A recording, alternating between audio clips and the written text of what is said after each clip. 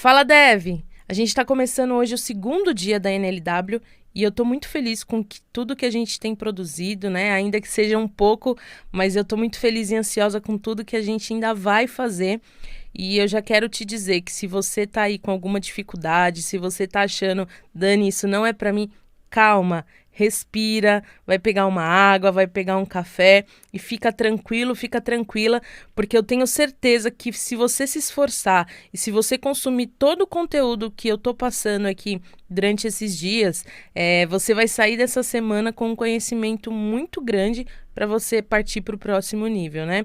E se você tá com dúvida, se você tá com algum erro, não se preocupa, entra na comunidade do Discord, coloca ali a sua dúvida, coloca ali o seu erro, porque a nossa equipe, a nossa turma, a nossa comunidade também de alunos tá ali para te ajudar, para te permitir, né, ir para o próximo nível de uma forma mais tranquila. Então, o que você precisar da gente, saiba que a gente está aqui para ajudar vocês. E aí, só para a gente recapitular, né, o que a gente aprendeu no dia de ontem? A gente aprendeu os conceitos básicos do Node, o que é o Node, né, aonde que ele pode ser usado.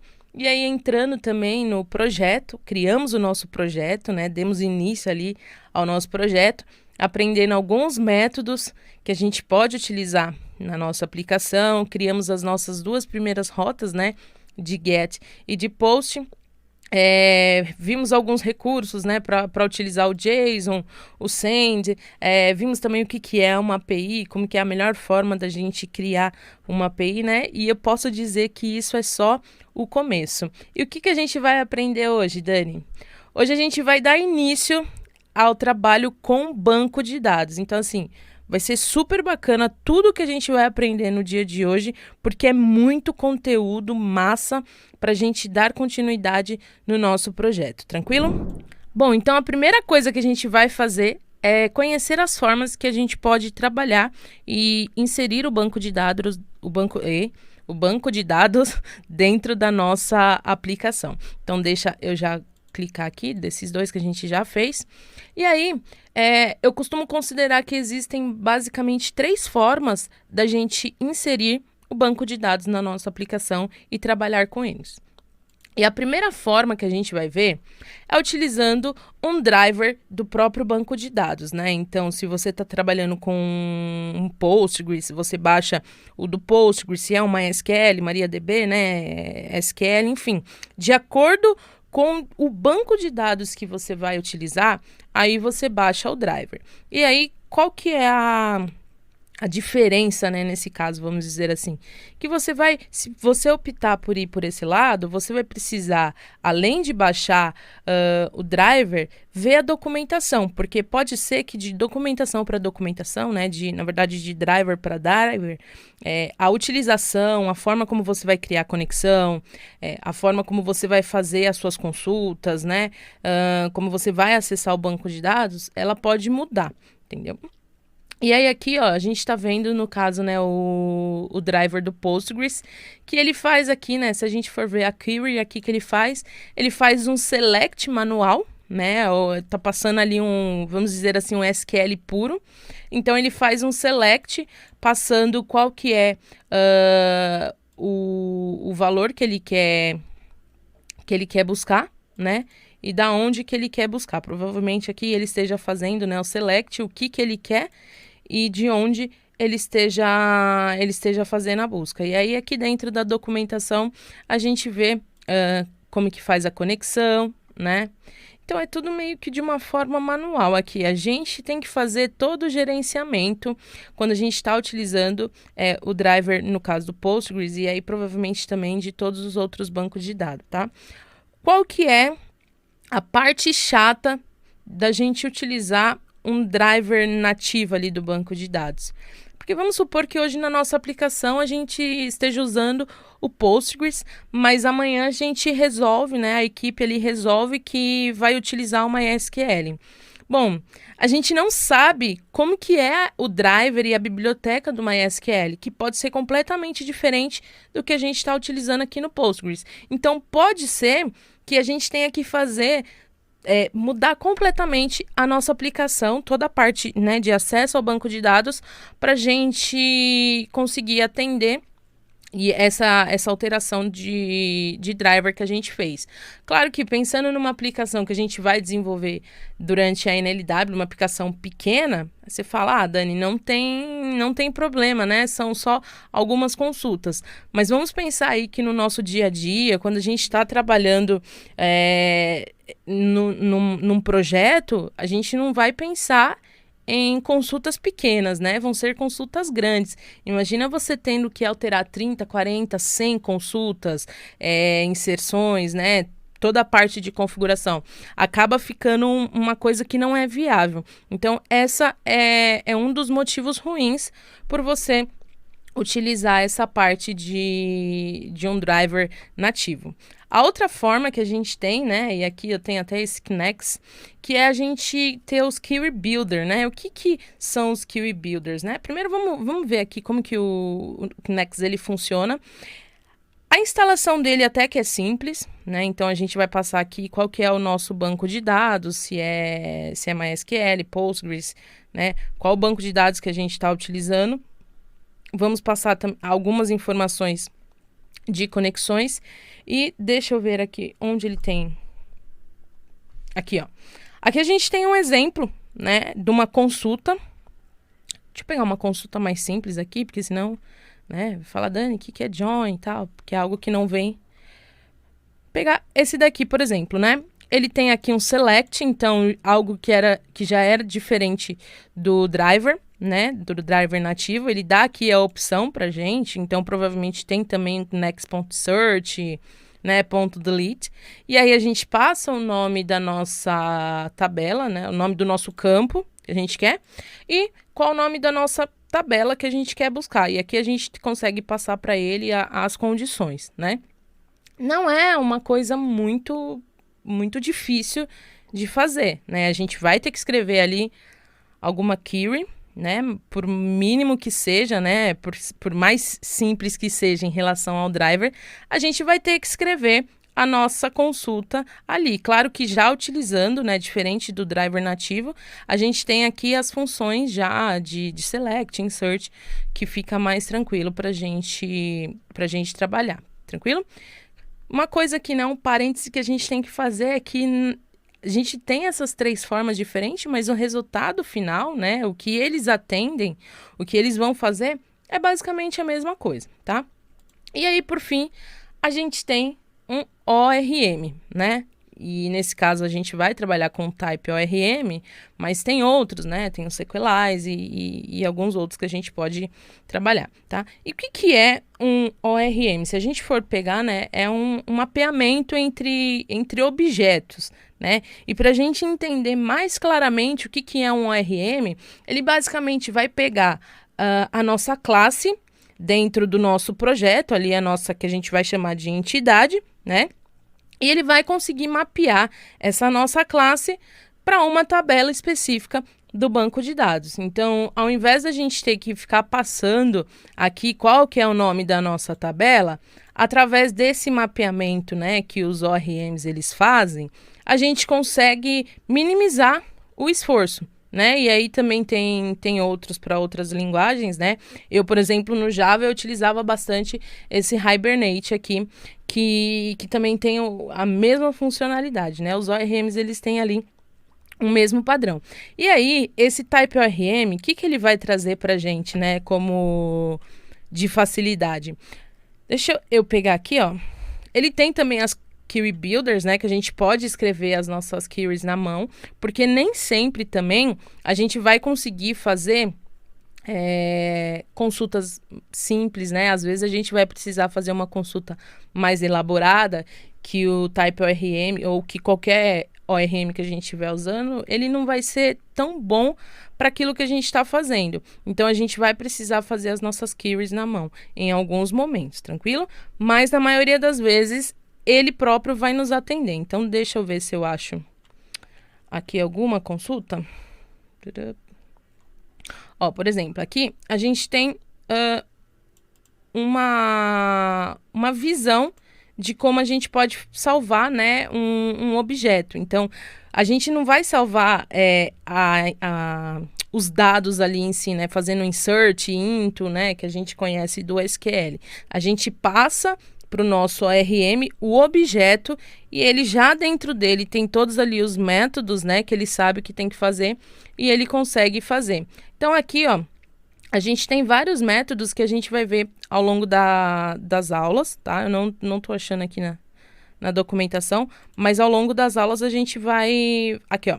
A gente tem aqui o nosso repository, né? Que a gente vai entender mais pra frente. E aqui, ó, por exemplo, esse find one é como se fosse um select, né, com limite ali de 1 para trazer somente um registro. Então, ao invés de a gente ter que escrever a nossa query totalmente na mão, olha só como facilita. A gente só vai dar um find one, né, e passar as informações que a gente quer. No caso, esse daqui seria o nosso where, tá? Não se preocupa agora que a gente vai ver tudo isso passo a passo. Mas aí, disso daqui, né, esse nosso find one seria como se fosse esse nosso select aqui, né, e o select aqui do driver. Tranquilo? Então, a gente tem essas três opções, né? Utilizando o driver nativo, utilizando Next ou utilizando o Type ORM ou qualquer outra RM. Por que que a gente vai utilizar o Type ORM? Por dois motivos. Primeiro que ele trabalha muito bem com o TypeScript, tá? E a gente está trabalhando com o TypeScript, então ele vai facilitar bastante. E também, por ele ser mais genérico, né? Quando a gente quer, por exemplo, se a gente precisar mudar o driver que a gente está utilizando, é só a gente vir na configuração dele e mudar o driver, né? Então, hoje a gente está utilizando Postgres, amanhã a gente pode utilizar uma MySQL sem problema nenhum, que ele vai se adaptar sem a gente precisar fazer mudanças nas nossas queries, em quais os métodos que a gente está utilizando, tranquilo? Então, a gente pode vir aqui, ó, no Getting Starter dele e ver o que ele vai falar, né, pra gente instalar. Aqui tem a seção da instalação. Então, a gente pode ver que ele instala o Type ORM, Reflect Metadata, né, que é uma biblioteca também que ele vai precisar. E ele vai falar pra gente importar esse Reflect Metadata no nosso arquivo principal. Então, vamos vir aqui no nosso projeto. E eu vou começar aqui instalando o Type ORM e Reflect Metadata. Tranquilo? Vou dar um Enter aqui. Ele fala também pra gente instalar qual que é o driver que a gente vai utilizar, né? Qual que é o database. Pro NLW, a gente vai utilizar o SQLite. Por quê? O SQLite ele é como se fosse um banco em memória. Então, a gente não precisa instalar nada na nossa máquina, a gente não precisa instalar nenhum banco na nossa máquina, a gente consegue utilizar ele totalmente em memória. Claro que, para produção, a gente não vai utilizar ele, né? A gente vai utilizar aqui para ficar mais fácil para a gente trabalhar durante esses dias, tranquilo? Então, eu vou instalar aqui o SQLite 3.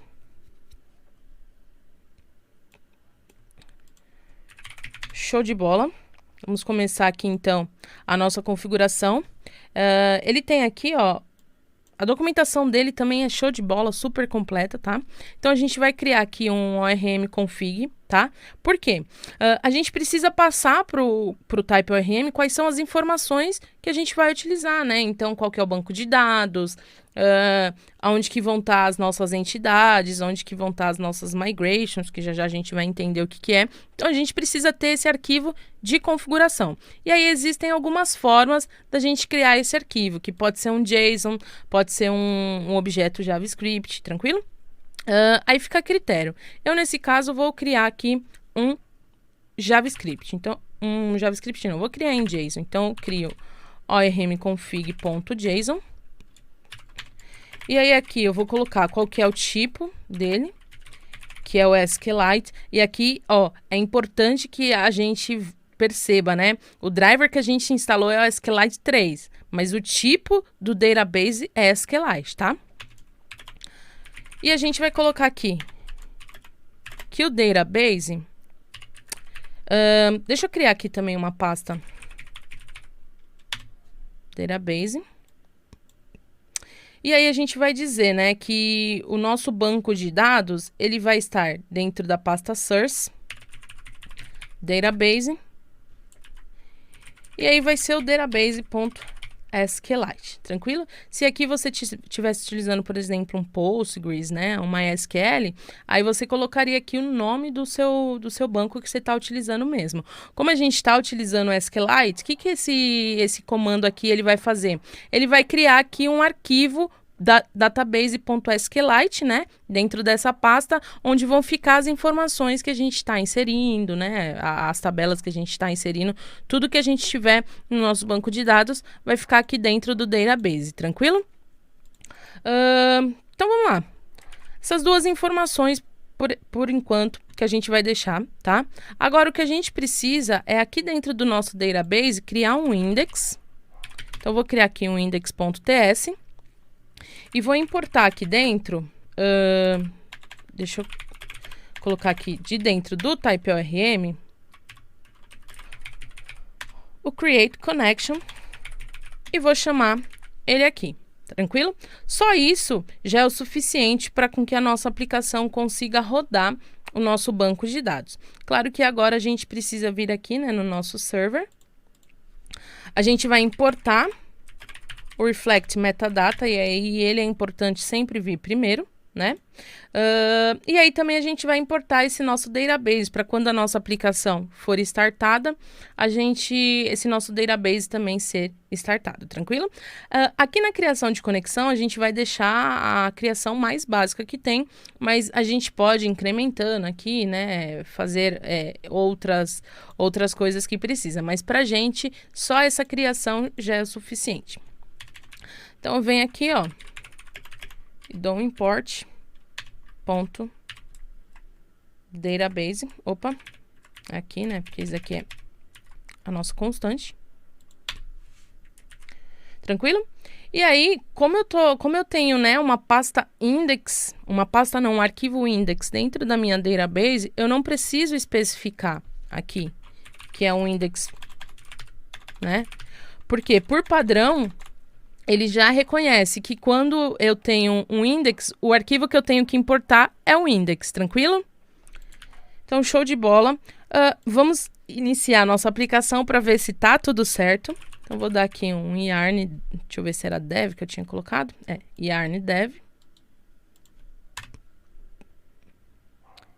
E aí, nossa aplicação está rodando e perceba que ele criou aqui, né, aquele database.sqlite que a gente tinha falado. Então, já começou o nosso TypeORM a funcionar. Bom, então, já vamos marcar aqui o que a gente já fez, né, para dar aquela sensação de trabalho concluído, que isso é super bacana. Então, a gente já conheceu as formas de trabalhar com banco de dados, tá? Configuramos também o TypeORM na aplicação. E uma coisa que eu esqueci de falar, que é interessante de trabalhar com TypeORM ou com qualquer ORM, né, que tem para trabalhar, seja TypeORM, SQLite e por aí vai, é que a gente não precisa ter tanto conhecimento do SQL puro, né, aquele select, asterisco, from, insert, into. Então, ele já dá essa facilidade pra gente, que é super bacana, né? Bom, o que a gente vai fazer agora? Criar a migration de usuário. Vamos entender o que é uma migration, né? Digamos que a gente trabalha ali numa equipe e você está responsável por desenvolver a parte de cadastro de usuários, né? E aí surgiu também uma outra tarefa para alguém da tua equipe para trabalhar com o cadastro, por exemplo, de produtos, né? Só que vocês vão ter que trabalhar no mesmo projeto. E aí vocês dois vão ter que criar, né, tabelas, tanto a tabela de usuário quanto a tabela de produtos. Só que vamos pensar aqui, né? Você está ali desenvolvendo a tua aplicação, faz toda a parte de cadastro de usuário, né? E aí a tua colega pega, faz um merge disso que você criou para dentro da aplicação dele ou dela. Só que ali ele não consegue ver que você criou uma tabela de usuários. Por quê? Bom, ele não está acessando o mesmo banco que você, né? Ela não está acessando a mesma base de dados que você. Então, não tem como saber que houve uma alteração, que precisa fazer uma inserção que precisa criar uma nova tabela, né? Quando a gente trabalha com migrations, a gente coloca essas alterações dentro do próprio projeto. Ou seja, se você fizer uma alteração e eu, por exemplo, baixar, eu vou saber a alteração que você fez, né? Se tem ali alguma inserção nova na tabela, se houve alguma alteração em alguma tabela, eu consigo, através das migrations, verificar essas alterações, né? Então, vamos dizer que uma migration é como se fosse um histórico de tudo que a gente está fazendo em relação ao banco de dados. Então, ali a gente vai criar as nossas tabelas, a gente vai deletar as nossas tabelas se for preciso, a gente vai alterar um campo que tem na nossa tabela, né? Toda essa criação, essa estrutura de uma tabela, ela vai ficar dentro de uma migration. E aí, se alguém for pegar o teu código e rodar essas migrations, né? Então, vamos supor que você, ali no seu projeto, você tem a migration 1, 2, 3 e você está criando a migration 4, né? Quando alguém for pegar essas suas alterações e for rodar o comando lá e o banco de dados verificar que tem uma migration nova, o banco de dados vai rodar. Ou seja, sempre os bancos de dados vão estarem iguais, né? Então, se houver alteração de uma parte, vai ser refletida também em outra parte. O que facilita também na hora de colocar em produção, criar ambiente de desenvolvimento, né? Para todo mundo trabalhar ali com bases iguais, tranquilo? Então, pode ser que fique um pouco difícil de entender agora, mas na prática a gente vai entendendo melhor como que funciona. Então vamos lá criar a nossa primeira migration. Deixa eu pegar aqui o nosso código.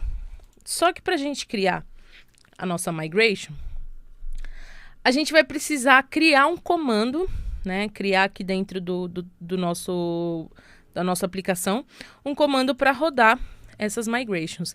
Então a gente vai vir aqui, ó, no nosso package.json, a gente vai criar aqui um script, pode ser type ORM, tá? E a gente vai usar a CLI que vem aqui dentro que a gente instalou, né, dando o yarn add type ORM, tranquilo? Então, se a gente vier aqui até a pasta do type ORM, cadê? Aqui, ó, ele tem uma CLI. Tranquilo? Então, a gente vai utilizar essa CLI para não ter que instalar de forma global na nossa máquina. Então, a gente vai utilizar também o test node dev. Vamos pegar de node modules type ORM /CLI.js. Tranquilo? E aí, para a gente saber se esse comando está funcionando, só a gente dá um yarn type ORM e ele vai trazer aqui pra gente algumas opções. Então já está funcionando, a gente já pode começar a criar as nossas migrations. Deixa eu fechar aqui e aqui também. Fechar todos aqui por enquanto.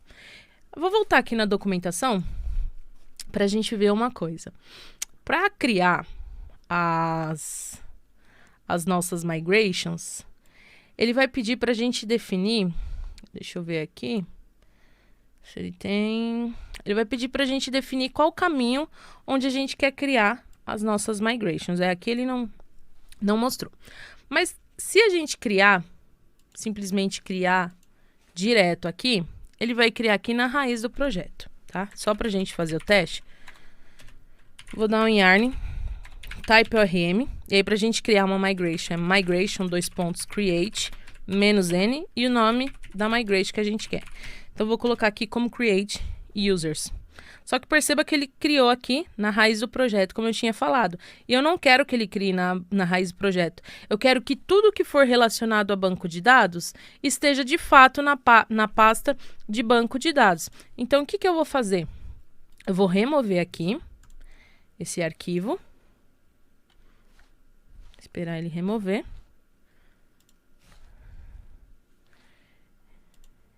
E ele deu uma travadinha, mas não tem problema. Agora sim, ele terminou de deletar. Vou vir aqui no nosso ORM config.json e vou passar a pasta onde eu quero que ele insira. Então, aqui dentro, eu vou criar uma pasta migrations. E eu quero que toda migration que eu criar a partir de agora seja inserida dentro dessa pasta. Tranquilo? Então, eu vou criar aqui migrations e vou passar esse caminho aqui, que tá dentro de src database /migration. Só que aqui é migrations dir, que é o diretório onde a gente vai instalar as nossas migrations. Tranquilo? Só que na verdade aqui eu tenho que passar ele dentro da CLI, porque a gente vai estar utilizando a CLI. Agora sim, se a gente rodar o mesmo comando, ele criou as nossas migrations dentro da pasta de migrations, tranquilo? E a gente vai começar a criar a nossa primeira migration. E para facilitar a criação da nossa tabela de usuário, eu vou abrir aqui um diagrama que ele tá bem básico, tá? Só para a gente ver quais tabelas que a gente vai ter, né? E quais serão os campos que a gente vai ter aqui dentro das nossas tabelas, né? Então, não vamos preocupar com qual que é o tipo de relacionamento por enquanto, só para a gente ver os campos e ter mais clareza. Então, a tabela de usuários, que é essa que a gente está criando, ela vai ter o ID, que é um UID, que a gente já viu anteriormente, o name, e-mail e uma tabela created para salvar, né, qual que é a data da criação daquele nosso usuário. E aí a gente vai ter também uma tabela de surveys, né, de pesquisa, e de servers users. Na verdade aqui eu errei, mas depois eu arrumo. Para a gente salvar todas as respostas do nosso usuário, tranquilo? Então vamos focar primeiro nessa daqui de usuário com ID, name, e-mail e o created at.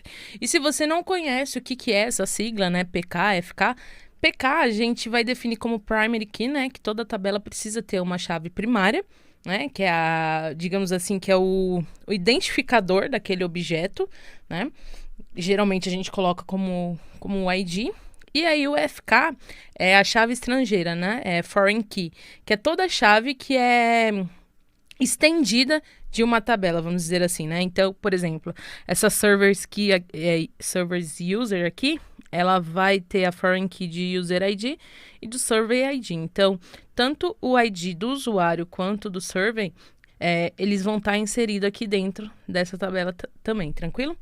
Então, vamos lá. Deixa eu abaixar aqui.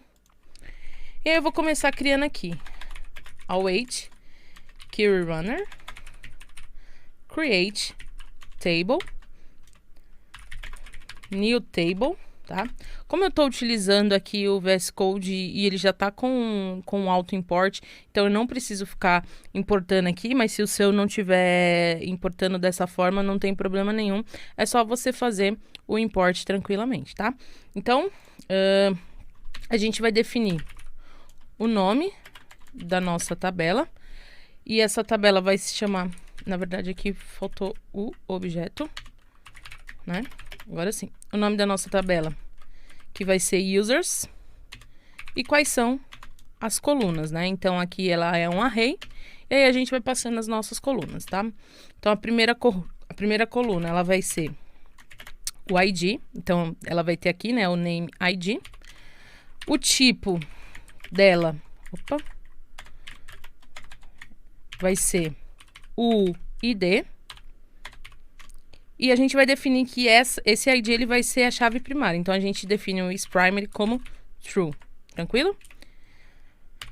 Próxima coluna é o name, que vai ter o type varchar, tá? E perceba que aqui no diagrama eu coloquei como o tipo sendo uma string, né? Só que quando a gente está trabalhando com um banco de dados, não existe o tipo string, né? Então, a gente trabalha com varchar, tranquilo? Então, a gente definiu aqui que ele vai ser o varchar, né? Ele não pode ser nullable, né? Então, por default, ele já vem como nullable false. Mas, se por acaso esse name pudesse ser nullable, né? Que a gente vai ver em outros exemplos, a gente colocaria isNullable como true. Tranquilo? True. Como ele não pode, a gente vai deixar com o valor default dele. E aí, vai ter também o e-mail, que é um varchar também. Também não pode ser nullable. E por fim, a gente vai ter a coluna created at, que o type dela vai ser, agora sim, timestamp, tá? Que é pra gente trabalhar com tempo, né? Com data. E aí, a gente vai passar um default, tá? Porque a gente pode definir, para qualquer coluna que a gente quiser, a gente pode definir um valor padrão. E aí, o default do timestamp, a gente vai colocar como null, tranquilo? E aí, o próprio banco de dados vai se encarregar de, no momento da criação de um objeto usuário, né? Na tabela de usuários, ele já vai atribuir a data de criação, tranquilo? E aí, eu percebo que aqui eu tenho o método up e o método down, né? Então, esse up é quando eu quero criar a minha tabela, né? E o método down é quando eu quero dar um drop. Na verdade, tabela não. Quando eu quero dar um up na minha migration. E o down é quando eu quero remover a migration que eu estou executando. Então, a gente vai definir, né? Que se eu der um down, eu quero, né? Então, dou um query runner. Eu quero que a minha tabela de usuários seja removido, né? Porque se a gente pensar pela lógica, aqui a gente está criando a tabela, né? Se eu der um down, é que eu quero que essa tabela seja deletada. Então, eu vou desfazer essa migration. Tranquilo? E aí, para a gente rodar a migration, a gente vai dar um yarn, type ORM, migration, run. Tranquilo? Tá, Dani, aqui não deu erro nenhum, né? Deu que foi sucesso, tal, mas como que eu faço para testar isso? Existem duas formas da gente fazer, né, basicamente, que é a gente utilizando aqui uma extensão do próprio VS Code, tá? E se você vier aqui procurar uma extensão SQLite, você pode pegar essa primeira aqui, que ela tem funcionado bem, né? Mas tem alguns momentos que ela para de funcionar. Mas aí, se você estiver utilizando ela, é só você vir aqui no seu, deixa eu ver aqui, dá um Ctrl Shift P, SQLite Open Database, selecionar qual que é o database que você quer e ele vai habilitar esse SQLite Explorer. Ou se não, você pode utilizar uma ferramenta que é o Beekeeper. Beekeeper. Agora sim. Esse Beekeeper Studio aqui. E aí você pode instalar, ele tem para todos os sistemas operacionais, né? Que é o que eu tenho utilizado ultimamente e ele é super bacana. E aí, se você quiser utilizar o Beekeeper, é só você baixar ele. Deixa eu abrir ele aqui. E aí você vem aqui em Database, deixa eu ver. Que eu já tenho definido, deixa eu desconectar aqui. Ele vai, quando você instalar, ele vai estar aqui nessa parte, né? Ele vai pedir para você selecionar. Você seleciona SQLite, tá? Se você estiver utilizando outro banco de dados sem problema nenhum. Aí ele vai falar para você escolher aonde está o seu arquivo, né? Choose File.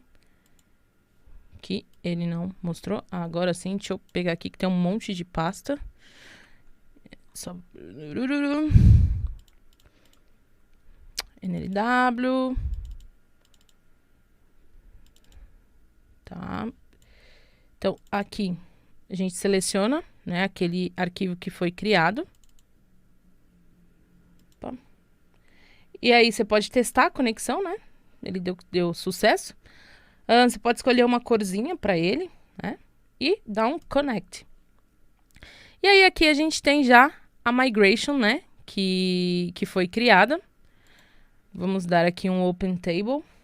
Por enquanto ele não tem nada, né? Por que ele não tem nada?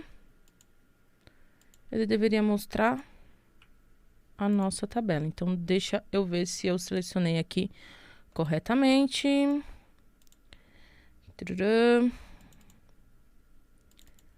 Migrations.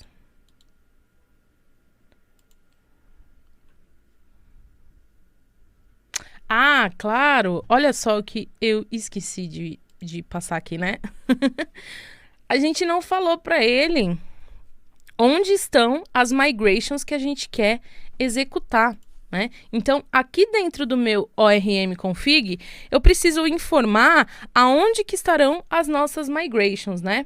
na verdade, qual que é a extensão das nossas migrations. Então, para isso, a gente precisa passar aqui mais uma propriedade, que é as migrations.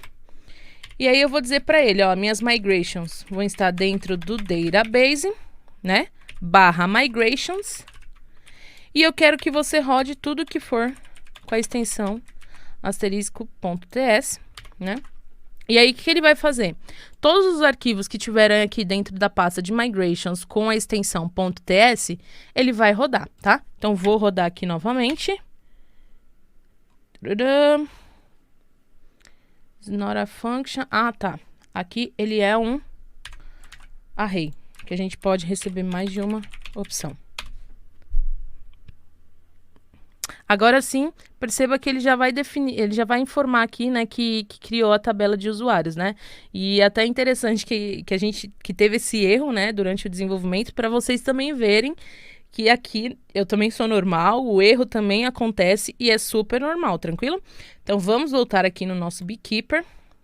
Vou atualizar e agora sim, a nossa tabela de usuário foi criada e se a gente vier aqui dentro de Migrations, a nossa primeira Migration, ela está inserida aqui dentro. Então, a nossa Migration, a nossa tabela de usuários foi criada corretamente. Se a gente quiser dar um rollback, né, a gente pode dar um yarn, type rm migration, revert. E aí ele vai desfazer qual foi a última migration que ele rodou, tá? É importante isso. Toda vez que eu rodo o migration run, ele vai rodar todas as migrations. Só que quando eu dou, né, um revert, ele vai rodar somente a última migration, tranquilo? E aí a gente pode ver, né, na prática o revert acontecendo aqui dentro, tranquilo? Deixa eu voltar aqui, dar o run. E agora, o que a gente vai fazer? A gente vai vamos começar a criar aqui toda a estrutura, né, para a gente fazer o cadastro do nosso usuário. Então, eu vou criar aqui uma pasta chamada controllers, tá? E a gente vai entender o que é um controller, né? A gente pode entender que o controller, como o nome diz, né, é um controlador, tá? E qual que é a ideia para a gente usar aqui? Hoje, tudo que a gente está fazendo dentro do nosso server, né? Mas não é o correto, acaba deixando o server poluído, né? Com informações desnecessárias. Então, a ideia é que toda essa parte, todas essas regras, né? Tudo isso que a gente tem inserido aqui dentro, ele vai vir para o controller. E aí a gente vai ter um controller para cada funcionalidade que a gente vai estar desenvolvendo dentro do nosso sistema, tranquilo? E aí o nosso server, né, ele vai ser responsável por chamar o nosso controller, e aí dentro do nosso controller a gente vai fazer todas as execuções, regras de negócio, tudo que a gente precisa fazer, tranquilo? Então o primeiro controller que a gente vai utilizar é o user controller. Vou criar aqui user controller. Já vou dar um export aqui. Opa. User controller. E aí eu vou criar aqui o método create, tá? E aí, assim como as nossas rotas aqui, né, que recebem o request e response, o nosso controller também vai receber o request e o response. Tranquilo? Só que olha só, né, tanto o request quanto o response, eles estão com aqueles 3 pontinhos, né? Por quê?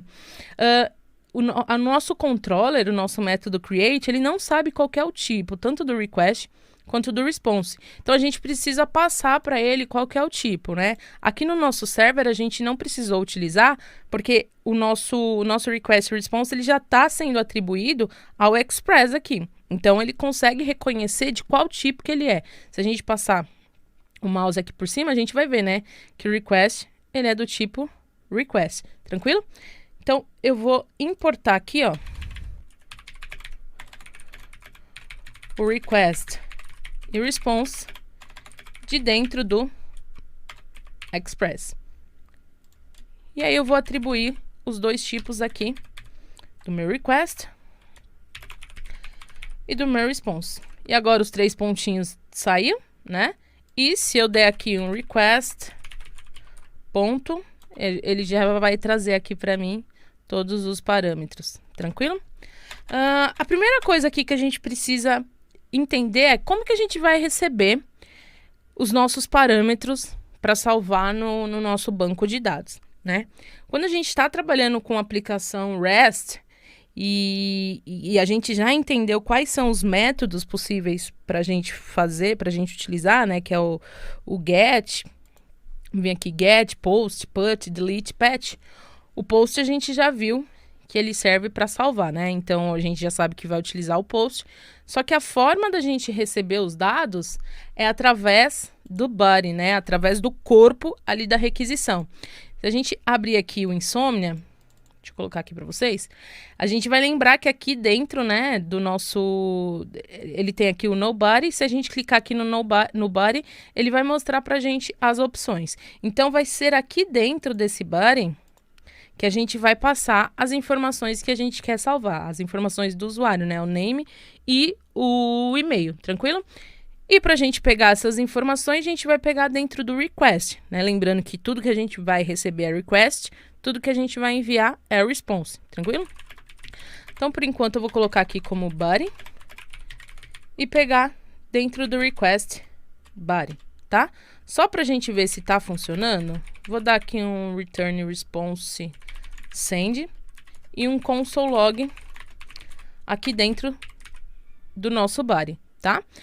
Só para a gente ver que se o create ele vai estar funcionando de fato. E aí agora a gente precisa instanciar, né? Precisa chamar esse nosso controller aqui dentro do nosso server, tá? Só que para ficar mais legível, né, o nosso server, eu vou dividir também os servers, né, os serviços das rotas, tá? Então, vou criar aqui um arquivo routers.ts, tá?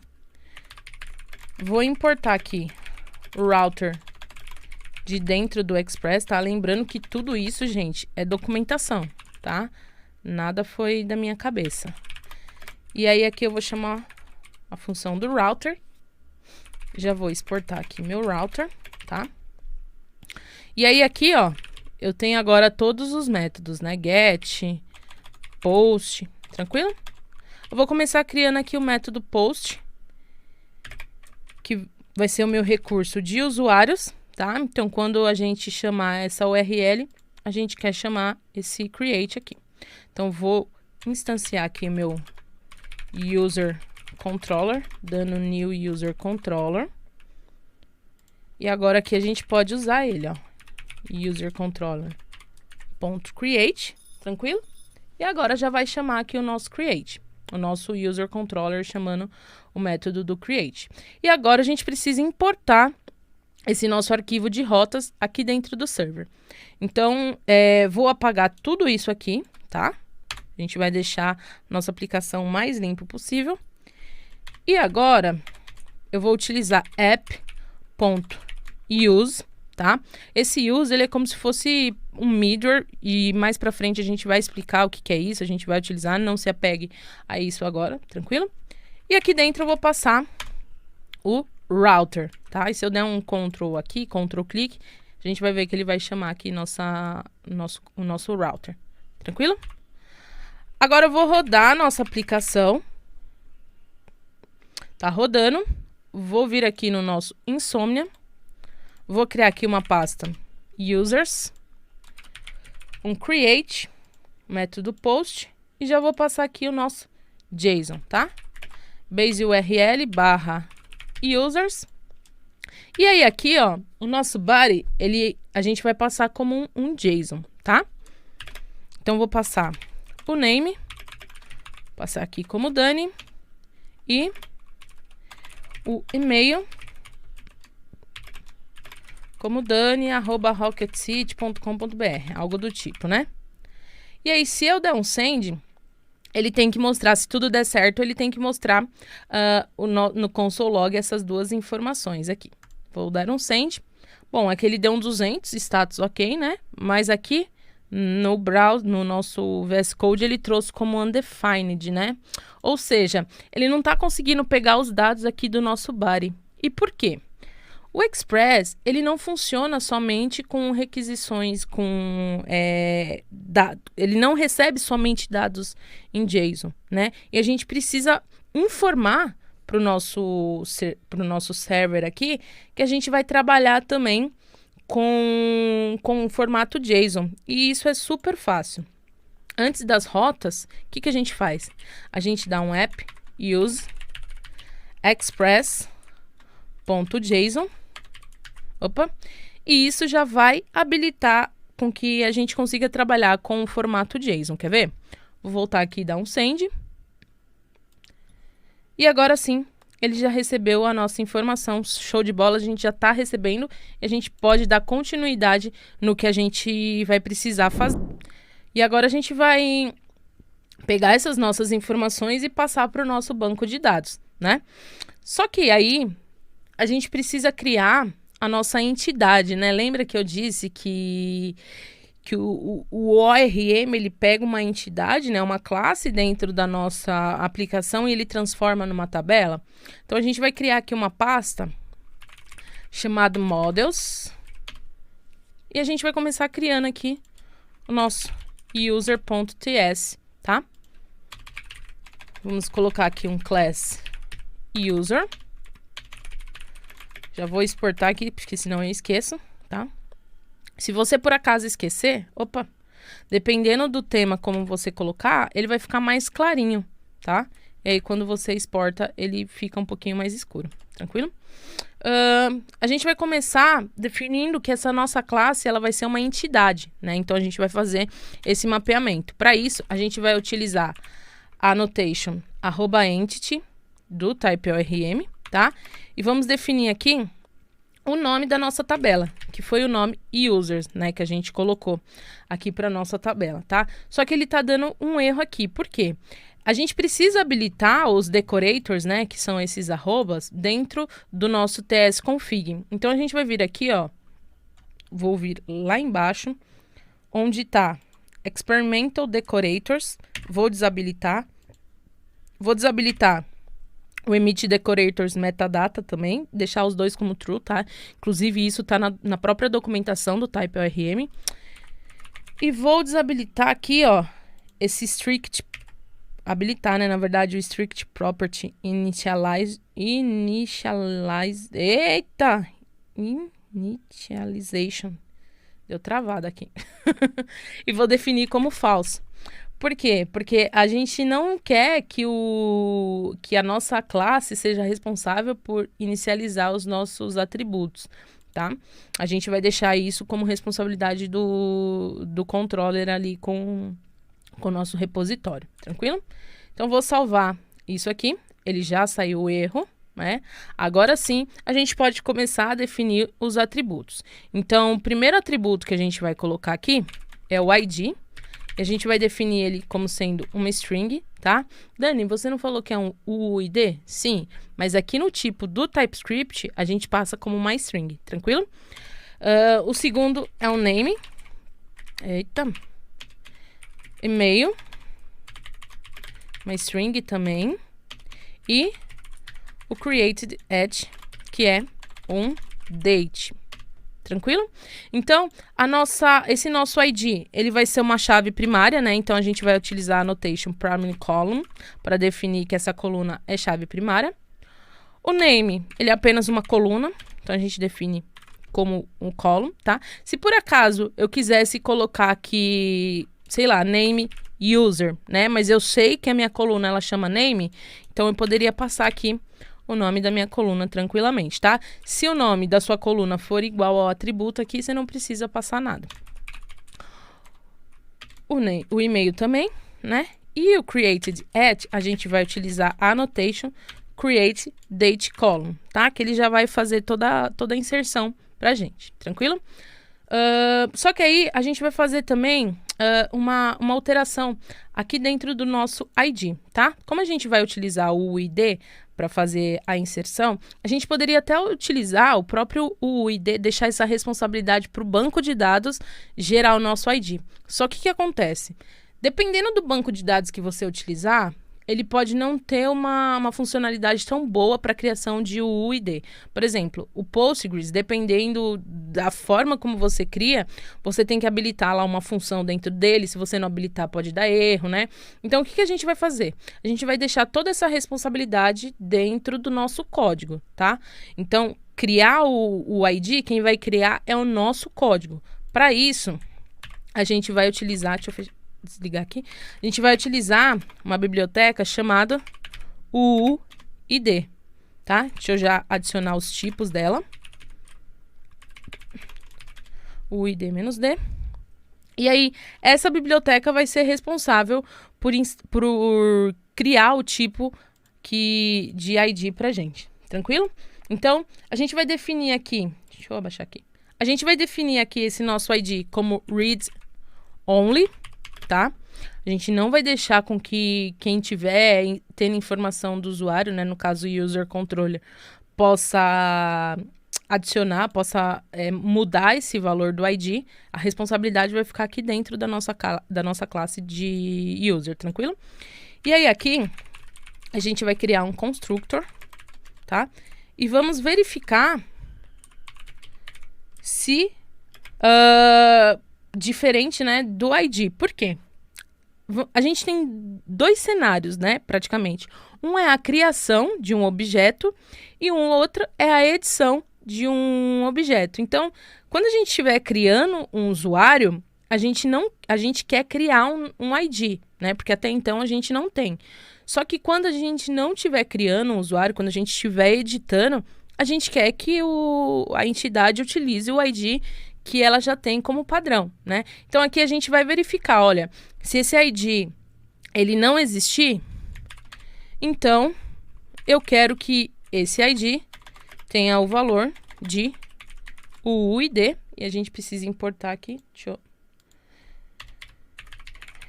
Import from UUID, e aí o UUID, ele tem algumas opções, né? Acho que é V1, V1, V3, V4, V5, que são as formas como ele pode ser gerado. Então, a gente vai utilizar a V4 e vamos renomear ela para UUID, só para ficar mais fácil. Tranquilo? Então, agora sim, a nossa entidade, ela já está pronta e agora a gente vai inserir, né? A gente pode, de fato, inserir os dados e começar a salvar no banco de dados. E aí, para a gente salvar, a gente vai criar um repositório de usuário para a gente conseguir ter acesso a alguns métodos disponíveis dentro do TypeORM, tranquilo? Então, a primeira coisa que a gente vai criar... Deixa eu tirar esse console aqui. Eu vou criar aqui um users repository, tá? Vou utilizar o método... a função getRepository. GetRepository, e vou passar qual que é a minha entidade que eu quero criar o meu usuário, que é a entidade de user, tranquilo?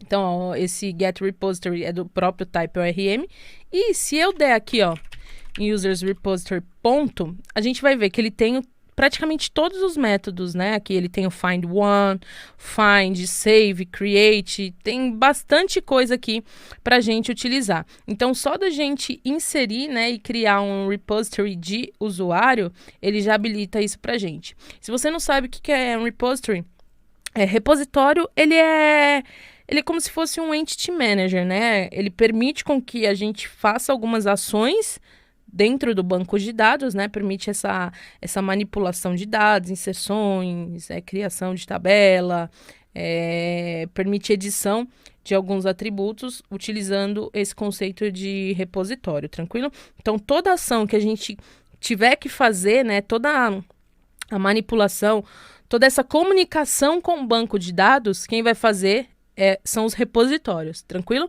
E aí, para cada entidade, a gente vai ter um repositório específico, tranquilo? E aí, com o TypeORM, o que a gente vai fazer?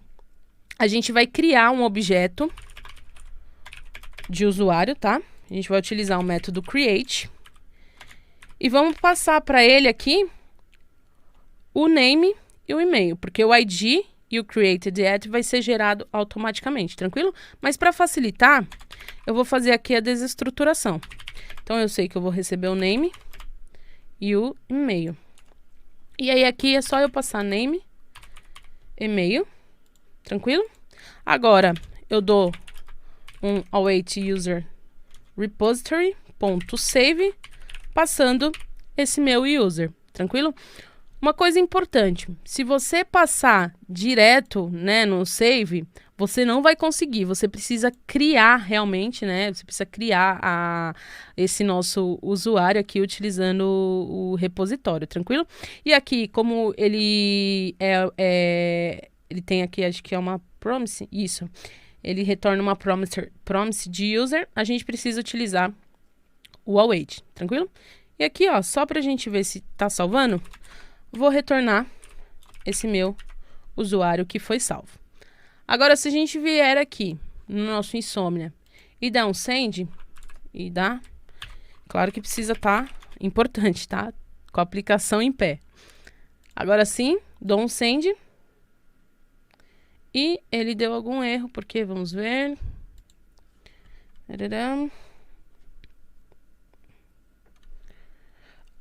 Olha só. Outra coisa que eu esqueci, mas que aí já fica, né, a dica. A gente precisa passar também quais são, aonde estão, na verdade, as entidades que a gente quer mapear, tranquilo? Então, a gente vai passar aqui. Que as entidades, elas estarão dentro de SRC, Database. Database não, na verdade... As nossas entidades, elas estarão dentro de models, né? E a gente vai pegar também tudo que for .ts, tranquilo? Se a gente tivesse mais de uma pasta aqui, a gente poderia colocar aqui também. Por isso que ele aceita um array. Agora vamos dar o yarn dev. Vou dar um send e show de bola. Ele criou aqui pra gente já, né? Então ele tem aqui o ID, o name, e-mail e qual que é o create, que a data que ele criou. Se a gente vier aqui no Beekeeper, vou dar um reload. No nosso usuário aqui também já mostra pra gente, tranquilo? Então a gente já tá conseguindo salvar o nosso usuário no banco de dados, tá? E agora a gente vai fazer mais uma coisinha aqui, que é não permitir que um usuário seja salvo, né, se já existir um usuário com o e-mail definido. Então, utilizando esse mesmo repositório aqui, a gente vai criar uma constante de user already exists, utilizando o await users repository, vou dar um find one, tá? O find one ele só vai me trazer um registro, né? Porque eu só preciso que traga um registro, né? Até porque não é para ter mais de um com o mesmo e-mail, tá? E aí, eu vou utilizar aqui, vou definir para ele, baseado em qual informação eu quero que ele faça esse meu select, tá? Então, aqui eu vou passar o e-mail, tá? Isso daqui, se a gente for pensar num SQL puro, ele seria mais ou menos assim, ó, select... asterisco, né, que quer dizer tudo, me traga tudo, from users, where, e-mail, igual, e-mail, tranquilo? Então, esse select inteiro, ele é substituído por esse find one, tranquilo? E aí aqui, a gente vai verificar, né, if, se existir algum usuário já com e-mail, retorna um erro para mim. E aí o erro que eu quero é que você retorne um erro 400, tá? E vamos definir aqui uma mensagem de error. User already exists. Tranquilo? Então, se a gente passar aqui um e-mail já existente, ele vai dar esse erro. Senão, ele vai deixar a gente cadastrar. Vamos testar? Vou dar um send. Ele deu erro, user already exists, né? Porque já existe. E agora, vou criar aqui um outro usuário. Criar o usuário aqui do Danilão. Colocar danilo@rocketcity, bababá. E dar um send e show de bola. Ele criou aqui, na verdade, olha... Eita, o que eu fiz aqui? Meu Deus. Será que agora vai? Vou criar mais um usuário, então. Dá um send. Já criei aqui. Então, vou colocar aqui, ó. Danilão. Agora sim, né? Vai saber o que eu fiz. Acho que eu apertei o Ctrl Espaço. Mas agora a gente tem 3 usuários cadastrados na nossa base, né? Se a gente vier aqui, ó. A gente tem Dani, eu, Danilão e o Danilan, né? Aí, Danilo, já pode mudar o seu nome. Então, olha só quanta coisa bacana a gente já fez até aqui, né? Vamos ver aqui quanta coisa bacana a gente já fez. Deixa eu voltar aqui. A gente criou a nossa migration, criamos o model de usuário, o controller de usuário e criamos a nossa rota, né? Fizemos aqui a nossa regra de negócio para verificar se um usuário existe, né? Aqui, ó, uma coisa importante, a gente consegue definir qual que é o tipo, né? Qual que é o status que a gente quer repassar para a nossa aplicação.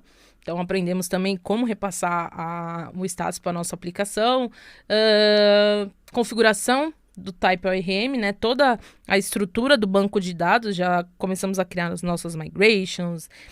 Muita coisa vocês fizeram no dia de hoje. Se vocês chegaram aqui até o final, desenvolvedor e desenvolvedora que está me escutando, se você chegou aqui nesse ponto, você merece, ó, palmas. Porque realmente não é fácil, né, esse começo, mas eu tô muito feliz de que você chegou, de que você concluiu. E o mais importante é que você entenda isso que a gente está fazendo, né? Se por acaso você não entendeu, ficou faltando alguma parte, não tem problema. Volta no vídeo, como eu falei, vou falar mais uma vez, usa a comunidade para tirar as dúvidas, né? Porque eu quero que você chegue na sexta-feira sabendo tudo o que a gente tem feito durante essas aulas, tranquilo? Um pouquinho. Amanhã a gente vai entrar um pouco mais a fundo nos repositórios, né? Vamos fazer uma separação dos repositórios, tirando do controller, né?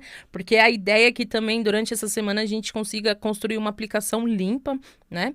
E também a gente vai entrar um pouco ali em testes automatizados, vamos ver como que a gente pode melhorar os nossos códigos, tranquilo? E olha, eu quero te dizer, como eu já te falei, que eu tô muito feliz que você chegou até esse ponto. E se você se lembra do que eu disse ontem, todo dia a gente vai ter uma hashtag, né, que você vai guardar e vai depois utilizar para poder participar dos desafios. E hoje a nossa hashtag será, deixa eu pegar aqui, jornada infinita, né? Por que jornada infinita? Nunca a nossa jornada ela vai acabar. Você pode ter quantos anos for de desenvolvimento, você pode ser sênior, ser especialista ou expert que for, mas você sempre vai ter algo a aprender, né? Sempre vai haver um próximo nível e você precisa querer buscar esse próximo nível, né? Isso eu falo por mim mesmo. Hoje eu tô aí com, sei lá, 13 anos de programação e até hoje eu continuo estudando, eu continuo indo atrás do próximo nível. E a gente está aqui para isso, para te ajudar, para que a sua jornada possa ser infinita e para que a cada dia você venha construir uma jornada incrível.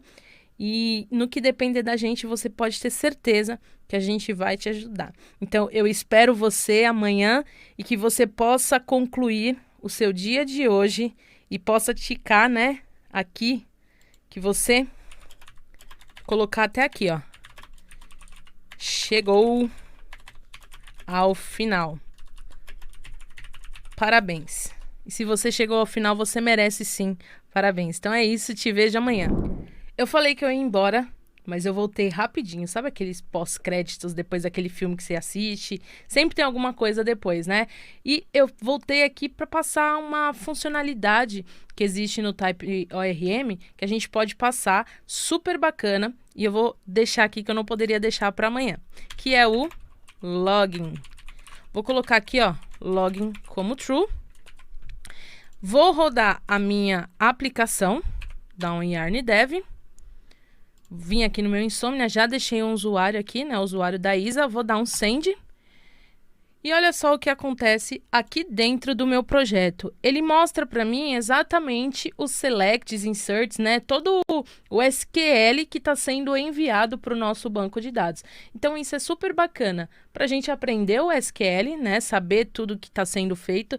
Também para a gente entender se por acaso der algum erro, a gente saber quais são os parâmetros que a gente está passando, o que está acontecendo ali dentro, né? Claro que isso a gente não vai utilizar em ambiente de produção, mas quando a gente está desenvolvendo ali, ele é super prático para a gente conseguir entender, né, todas as transações, selects, inserts, tudo que está acontecendo ali dentro. Então, eu não poderia deixar para amanhã essa dica que eu tenho certeza que vai ser super útil para você. Agora sim, te espero amanhã.